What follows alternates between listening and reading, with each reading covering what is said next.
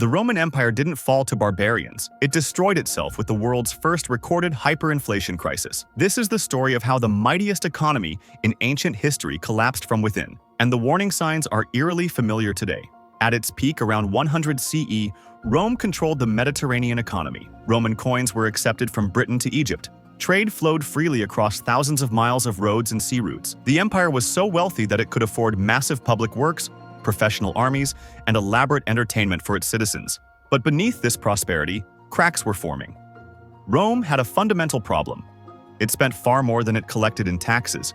Constant wars, massive bureaucracy, and expensive public programs created enormous deficits that kept growing year after year. The empire's solution was simple but catastrophic. They debased their currency. Roman coins originally contained 98% pure silver. But to pay their bills, emperors started adding cheaper metals like copper and tin to each coin while keeping the same face value. By 200 CE, Roman coins contained only 60% silver. By 260 CE, just 5% silver. Citizens noticed their money was worthless, but they were forced to accept it anyway. This triggered the world's first recorded hyperinflation. Prices skyrocketed as people lost faith in Roman money.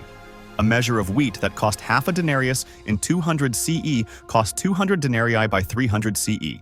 That's a 40,000% price increase in 1 century. Soldiers refused to fight for worthless coins and demanded payment in food, land, or goods instead. The economic chaos created a vicious cycle. As money became worthless, tax collection collapsed because people couldn't pay with worthless coins. This forced the government to print even more debased currency, making inflation worse. Trade networks that had connected the empire for centuries broke down. Cities that depended on long-distance commerce withered. The middle class was wiped out as their savings became worthless overnight. By 300 CE, the Roman economy had essentially returned to a barter system.